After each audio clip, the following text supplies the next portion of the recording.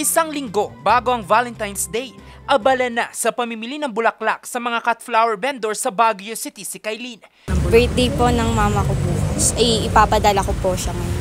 Ngayon lang po kasi siya makaka-receive ng carnation. So parang sakto na din for Valentine's Day? Yes po.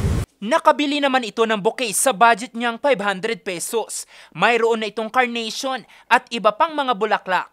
Mura na daw ito kumpara sa iba pang nagtitinda. Ngayon po kasi mas mura kasi nung nagtanong po kami sa palengke. Ang magiging range po niya kapag next week is mas magmamahal daw po kasi.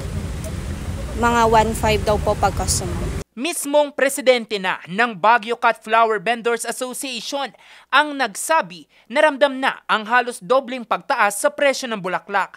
Mataas na raw kasi ang demand. Sabihin natin pumapatak na 30 to 50%. Yes sir, dumble. Bakit daw? Ayun nga, kukunti ang supply at saka maraming buyer na.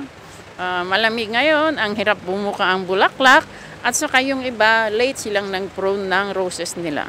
Ang presyo halimbawa ng rosas na dati nabibili ng 35 pesos kada piraso at 350 kada bundle, ngayon mabibili na ito sa lagang 50 pesos kada piraso at 700 pesos naman kada bundle.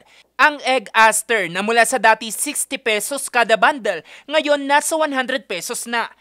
Sa halagang 150 pesos naman mabibili ang bulaklak na statis mula sa nooy 100 pesos. Doble naman ang naging pagtaas sa kada 6 na piraso ng Malaysian mums. Mula sa dating 80 pesos hanggang 100 pesos, ngayon sumampan na ito sa 200 pesos. Ang mabentang sunflower, nasa 75 hanggang 100 pesos na ang presyo kada piraso mula sa nooy 35 pesos. Pero ang pagtaas na yan, patikim pa lang daw dahil aasahan pa ang pagsipa sa presyo nito sa besperas ng Valentine's Day. Sa kabila nito, umaasa namang makabenta ang mga cut flower vendor.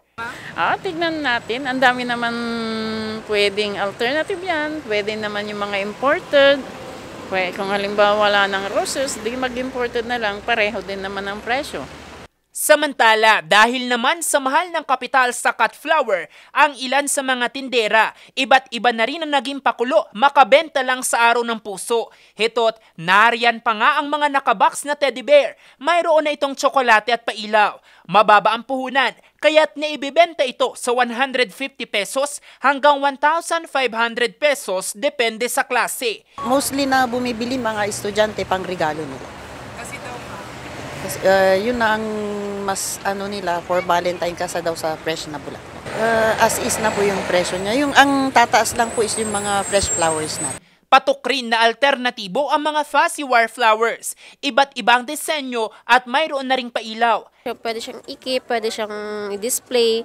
Pag fresh po kasi masisira agad. Hindi siya pwedeng ganun po. Pang-display ganun. Sana wala lang po mabibigyan ng ganito, di ba?